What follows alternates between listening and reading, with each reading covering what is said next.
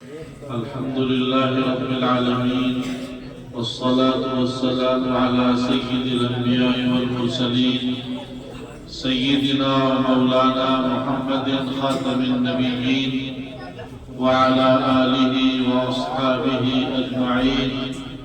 أما بعد، أعوذ بالله من الشيطان الرجيم. بسم الله الرحمن الرحيم. الف لام میم ذلك الكتاب لا ريب فيه هدى للمتقين. صدق الله العظيم. وقال النبي صلى الله عليه وسلم: خيركم من تعلم القرآن وعلمه، أو كما قال عليه الصلاة والسلام. سبحان ربك رب العزة عما يصفون، وسلام على المرسلين، والحمد لله رب العالمين. ہر لحظہ ہے مومن کی نئی شان، نئی آن. ہر لحظہ ہے مومن کی نئی شان، نئی آن. کردار میں، گفتار میں اللہ کی برہان. یہ راز کسی کو نہیں معلوم کہ مومن قاری نظر آتا ہے، حقیقت میں ہے قرآن. اللہم صل علی محمد النبی الامی وعلی آلہ وسلم تسلیما. آج کا یہ عظیم الشان پروگرام جو دستار بندی کے عنوان سے منعقد ہوا، مدرسے کے طلباء نے سال بھر کی کارکردگی اور کارگزاری آپ کے سامنے مختلف انداز سے پیش فرمائی، اور آپ نے اس کو اپنے سر کی آنکھوں سے دیکھا اور کانوں سے سماعت فرمایا. یقیناً یہ قابل تحسین اور باعث تبریک ہے.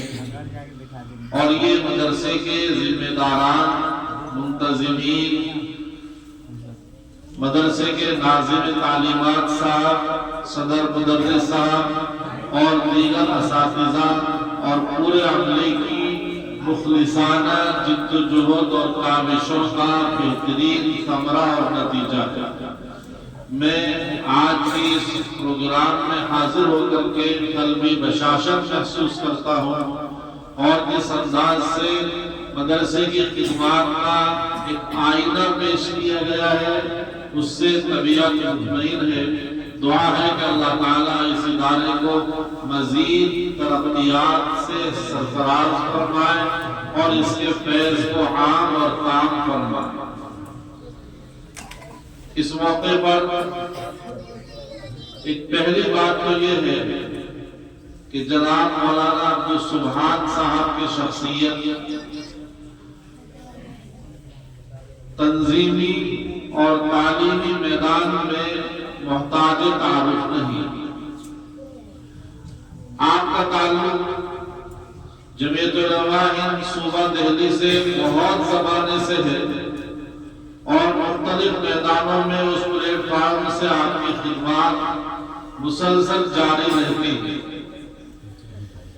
اسی طرح یہ ادارہ آپ کے اس علاقے میں انہوں نے جس طرح مضبوط نظام اور مضبوط نصاب کے ساتھ میں کھڑا کیا ہے، یہ ان کے تعلیمی شوق کا اور تعلیمی میدان میں محنت کا بہترین مظہر ہے. ماشاءاللہ یہاں طلبہ بھی بہت عمدہ ہے، اور اساتذہ یقیناً اپنے آپ میں نگینا ہے. مفتی محمد علی صاحب یہ مدرسہ امیمیہ میں ایک لمبے زمانے تک پڑھے ہیں، اور ہم سے ان کا تعلق اسی وقت سے آج تک ہے. یہاں یہ صدر مدرس کی حیثیت سے جو خدمات انجام دے رہے ہیں، اور پھر ساتھ ساتھ یہاں سے یہ فتویٰ نویسی کا بھی سلسلہ جاری رکھے ہوئے ہیں. الحمدللہ ان کی محنتیں اور ان کی خدمات مولانا عبدالسبحان صاحب کی نگرانی میں بہت بہت مبارکباد کی اور تحسین کی مستحق ہے. جناب قاری قیام الدین صاحب ماشاءاللہ آپ کے ساتھ نے بہت اچھی طرح مدرسے کا ایک تعلیمی مظاہرہ بچوں کے ذریعے پیش کرا رہے ہیں، اور مولانا قاری عبدالسبحان صاحب جس طرح دہلی میں رہتے ہوئے دہلی کے لوگوں سے بے خبر نہیں، اور ان کی کاوشیں جمعیت اور تعلیم کے میدان میں ماشاءاللہ رواں دوا ہے، اسی طرح جو آبائی وطن ہے بہار، وہاں کی عمارت شرعیہ کے رکن رکین بھی ہے۔ اس کا مطلب ہے کہ یہ اپنے وطن کے احوال سے بھی باخبر ہے اور وہاں کے لوگوں کی بھی فکر رکھتے ہیں۔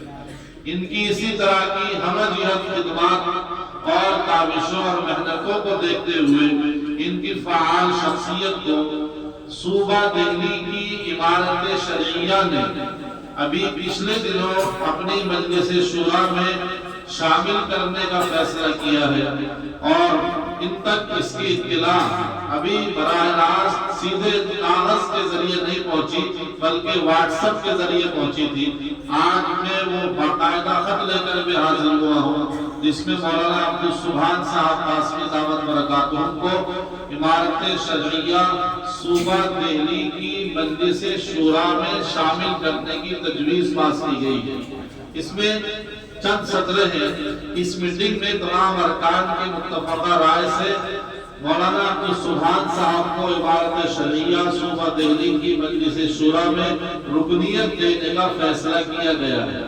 امید ہے کہ آپ مجلس شورا کی اس تجویز کو منظور فرماتے ہوئے عمارت شرعیہ صوبہ دہلی کے فروغ و ترقی اور توسیع و استحکام میں اپنی رضاکارانہ خدمات اور حسب ضرورت مفید آراء پیش فرماتے رہیں گے انشاءاللہ تعالی۔ تو الحمدللہ ان کے خدمات کا دائرہ پہلے سے کہیں زیادہ وسیع ہو رہا ہے۔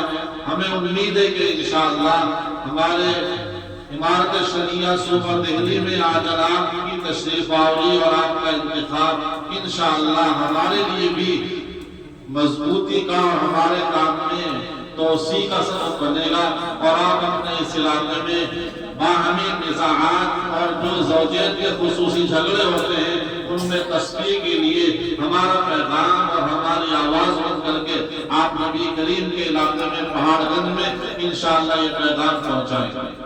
آپ کی علم ہونا چاہیے کہ سینٹرل دہلی کا محکمہ شرعیہ دارالقضا جو جمعیت علماء ہند سے مربوط ہو کر اور اس کے نظام اور اس کے اکابر کے مشورے سے چلتا ہے، یہاں بلی باران الجمعیت بلڈنگ میں قائم ہے، جس کی ہفتے والی نشست جمعرات کو صبح 10 بجے سے شروع ہوتی ہے اور شام کو 3-4 بجے تک چلتی ہے، جس میں تقریباً 12 علماء کرام اور ایک قانونی مشیر کی حیثیت سے ماہر قانون وکیل صاحب کی مکمل اور مضبوط بہترین ٹیم کام کر رہی ہے۔ آپ حضرات اپنے اس طرح کے جو گھریلو اختلافات، زوجین کے جھگڑے اور آئینی مسائل ہیں، خدا نہ کرے کہ وہ اختلاف پیش آئے، لیکن اگر ضرورت پیش آ رہی ہے، اختلاف ہو گیا ہے تو شرعی دائرے میں حل کرنے کے لیے آپ مولانا عبدالسبحان صاحب سے رابطہ کریں۔ بلی ماران میں جو علماء کرام کی منتخب ٹیم ہے آپ اس سے رابطہ کریں اور اپنے لیے شریعت کو لازم اور ضروری سمجھیں، کیونکہ اگر ہم شریعت کے دائرے سے باہر جاتے ہیں تو بہت سی مرتبہ ہم خلاف شرع فیصلہ پانے کے بعد اپنے آپ کو جیتا ہوا سمجھتے ہیں، حالانکہ شرعی اعتبار سے ایک مسلمان کے لیے وہ ظلم ہے، زیادتی ہے، اور خلاف شرع کوئی بھی فیصلہ کوئی بھی کرے، میں کروں آپ کرے یا کوئی اور دوسرا کرے، وہ ایک مسلمان کے لیے قابل قبول نہیں ہوتا، کیونکہ شریعت ہمارے لیے ہر حال میں ہر اعتبار سے لازم ہے، مقدم ہے۔ اس لیے باہمی اختلافات کو کم از کم کرتے ہوئے اور اس دائرے کو سمیٹتے ہوئے آپ اپنے معاملات، آئینی مسائل شرعی دائرے میں حل کریں۔ یہ میری پہلی بات ہے، انشاءاللہ آپ حضرات اس پر توجہ فرمائیں۔ دوسری بات، یہ جو پروگرام ہوا اور ہمیں دستار فضیلت باندھی گئی بچوں کو قرآن پاک حفظ مکمل کرنے کے نتیجے میں اس حوالے سے اپنے دو بزرگوں کی بات نقل کرتا ہوں، بس وہی گویا میری طرف سے بات بیان ہے یا تقریر ہے۔ ہمارے دیوبند کے سفیر اور علماء دیوبند کے استاد الاساتذہ شیخ الہند حضرت مولانا محمود الحسن صاحب دیوبندی نور اللہ مرقدہ، جو حجت الاسلام حضرت مولانا قاسم نانوتوی بانی دارالعلوم دیوبند کے شاگرد ہیں اور دارالعلوم دیوبند کے اولین تلمیذ ہیں۔ اسی طرح علماء دیوبند کی ایک بڑی جماعت حضرت مفتی کفایت اللہ صاحب مفتی اعظم ہند، محدث اصل اور امام المحدثین علامہ انور شاہ کشمیری، شیخ الاسلام حضرت مولانا حسین احمد مدنی، حضرت مولانا مفتی محمد شفیع عثمانی، حضرت مولانا مفتی حضرت مولانا شفیع احمد عثمانی وغیرہ وغیرہ ایک بڑی جماعت علماء دیوبند کے بہت اہم مربی اور استاد ہیں شیخ الہند مولانا محمود حسن دیوبندی اور مجاہد آزادی ہند ہیں۔ ہندوستان کی آزادی کی تحریک میں ان کا نمایاں کردار ہے۔ میں ان کی بات آپ کے سامنے رکھتا ہوں۔ ملک کی آزادی کے لیے جو انہوں نے جد و جہد اور محنتیں اور کاوشیں کی ہیں، اس کا ان کی زندگی کا ایک باب مالٹا کی اسیری ہے۔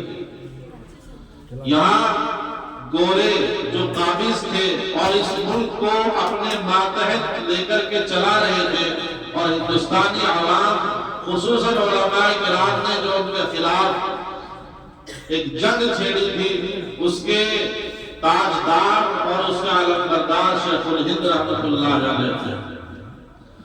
ان کو صرف اس بنیاد پر کہ وہ ہندوستانی عوام کو انگریز کے خلاف صف آرا کر رہے ہیں اور علماء کرام کی قیادت کر کے علماء کو انگریزوں کے خلاف میدان میں جنگ کے لیے لا رہے ہیں، اس لیے ان کو مالٹا کی جیل بھیج دیا گیا۔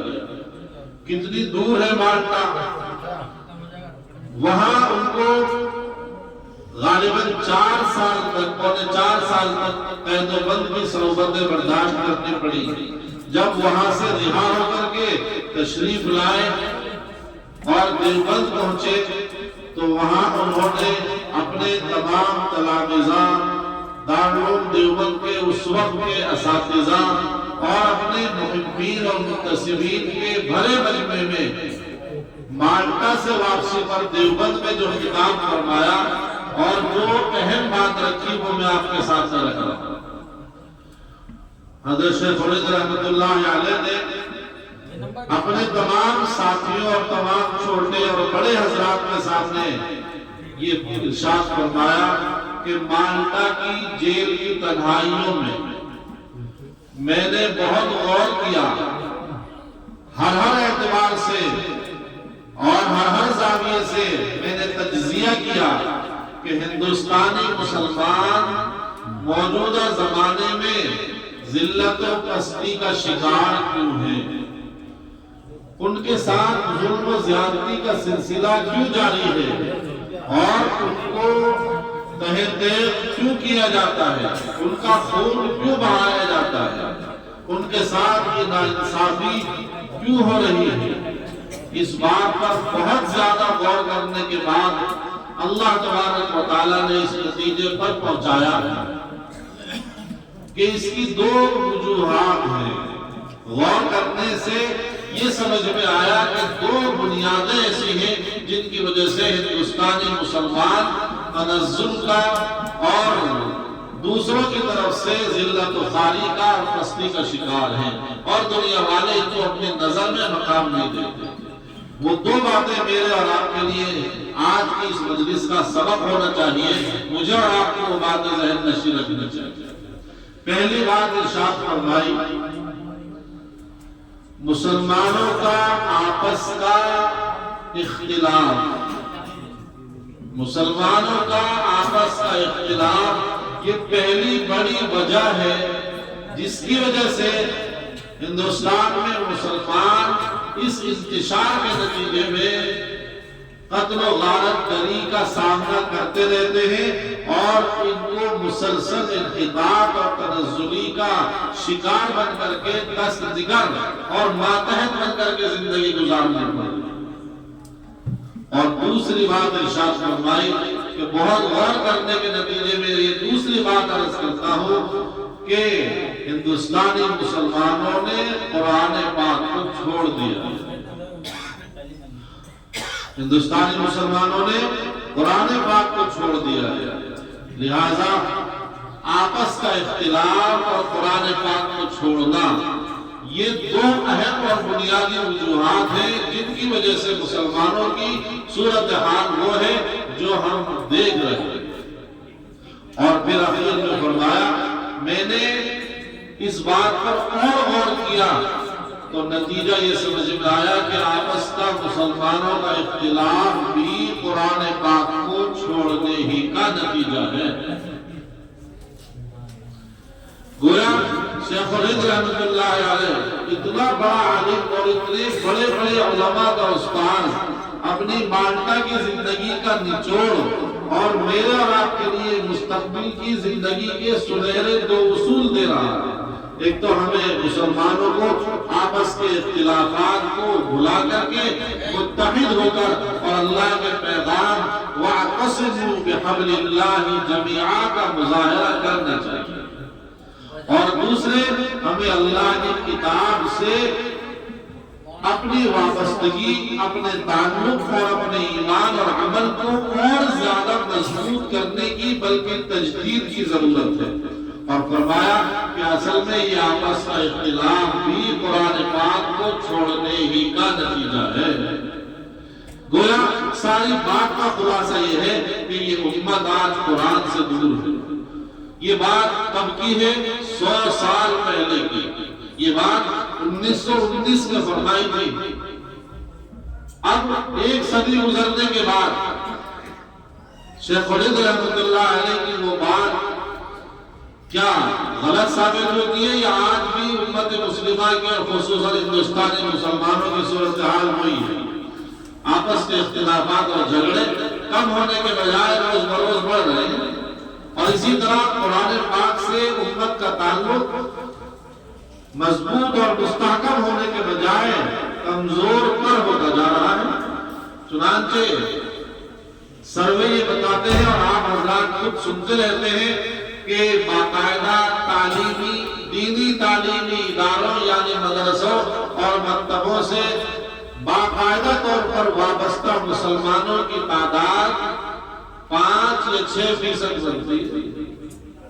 باقی مسلمانوں کا تعلق گویا ان مسجدوں اور مدرسوں اور مکتبوں سے تعلیم کا نہیں ہے، یعنی قرآن پاک پڑھنے پڑھانے والے لوگ اگر آپ شمار کریں تو 100 میں سے 100 مسلمانوں میں سے 5 یا 6 ملیں گے، اور 5 اور 6 میں بھی وہ تعداد ہے جو قرآن کے الفاظ کو پڑھتی ہے، قرآن کے معنی مطلب بالکل اس سے واقف نہیں ہے۔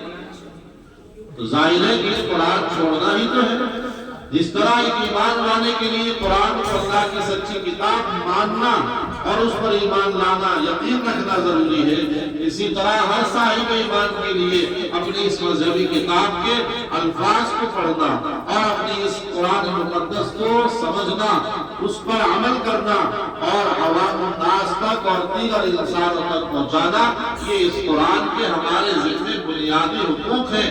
لیکن امت مسلمہ قرآن کے حقوق کی ادائیگی میں کوتاہ ہے اور انتہائی کوتاہ ہے، قصوروار ہے۔ اس لیے ہمیں شیخ الہند رحمۃ اللہ علیہ کی یہ بات اپنے پلو سے باندھ لینی چاہیے، اور انہوں نے پھر آخر میں ارشاد فرمایا تھا کہ میں اپنی باقی زندگی کے لیے یہ عہد کر چکا ہوں کہ میں قرآن پاک کو عام کروں گا، لفظاً بھی اور معناً بھی۔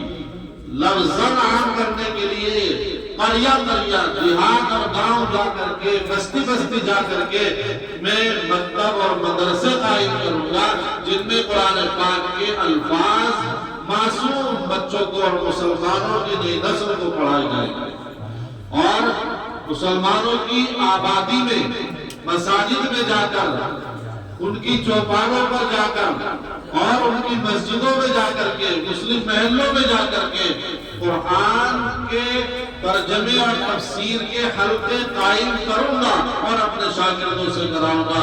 اس طرح میں قرآن کی لفظی اور معنوی اشاعت کو اپنے ذمے لیتا ہوں اور آخری سانس تک اس خدمت کو انجام دیتا رہوں گا۔ چنانچہ یہ علماء اور یہ حفاظ اور یہ حکام دین، یہ مدارس کے ذمہ داران اور مساجد کا ائمہ اپنے سرخیل اور جماعت علماء دیوبند کے نامور اور تاجور شیخ الہند مولانا محمود حسن دیوبندی رحمۃ اللہ علیہ کی نصائح اور اس عزم کو اپنے سینے سے لگائے ہوئے ہیں اور ان کے اس مشن کو آگے بڑھانے کی تگودو اور کوشش میں لگے ہیں۔ اللہ تعالیٰ اس مشن کو اور ترقی عطا فرمائے، ہمارے اداروں کو، مدرسوں کو، مسجدوں کو اور مکتبوں کو اور زیادہ استحکام نصیب فرمائے۔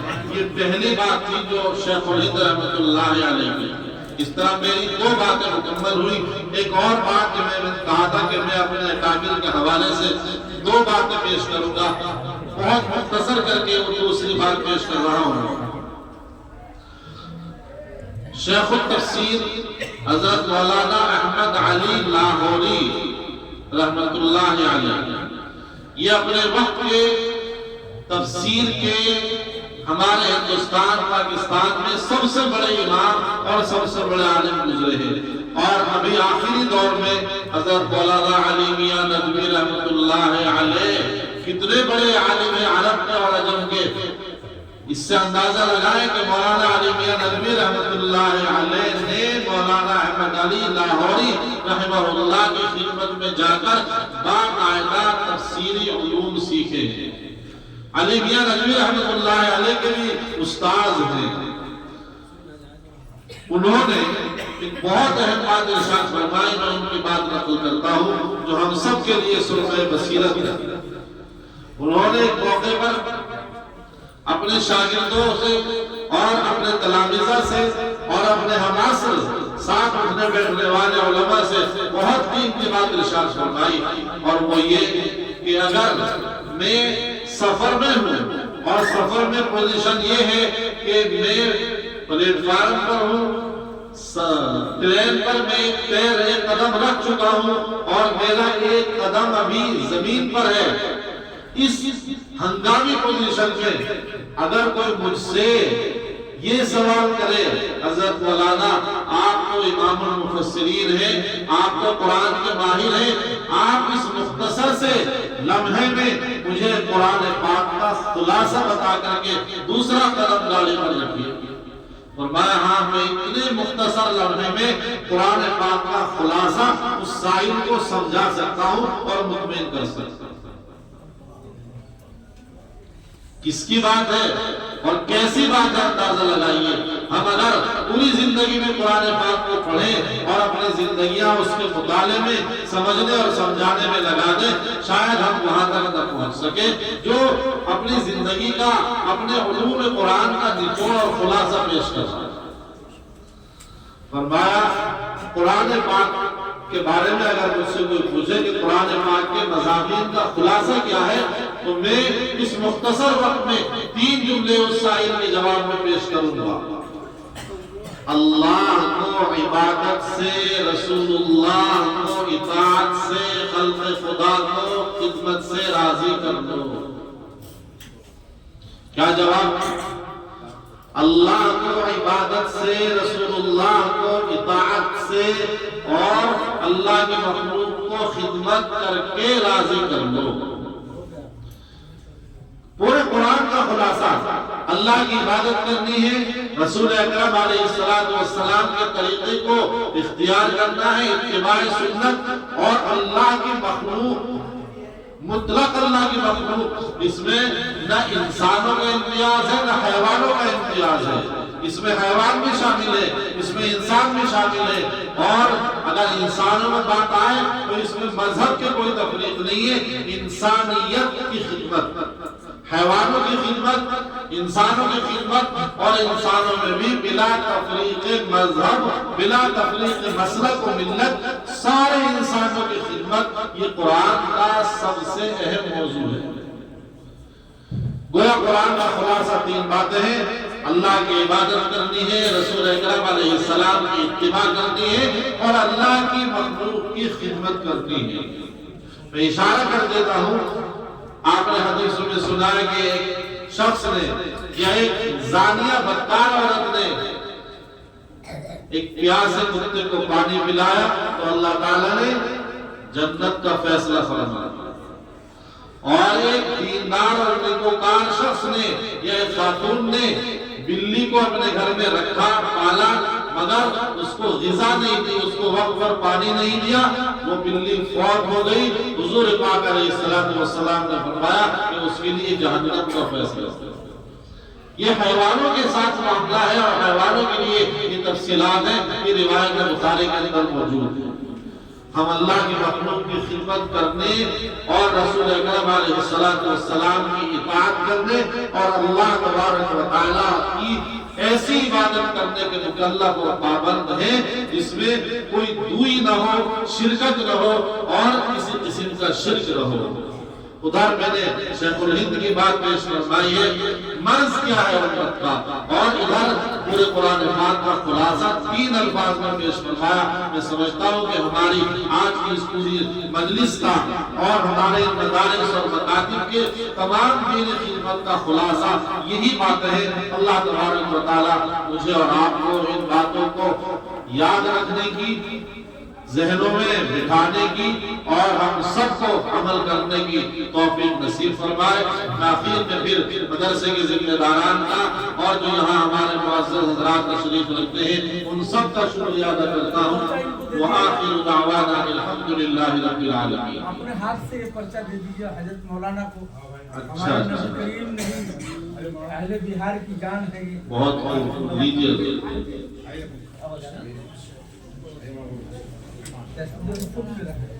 جی آپ ہمارے پاس آپ اس کو اپنے مبارک ہاتھ میں بھی لے لیں تھوڑا۔ جی بس امید ہے کہ انشاءاللہ ہمارے ساتھ ہمارے مشن کو سمجھ کر کے بہتر سے بہتر کارکردگی کا مظاہرہ ہوگا۔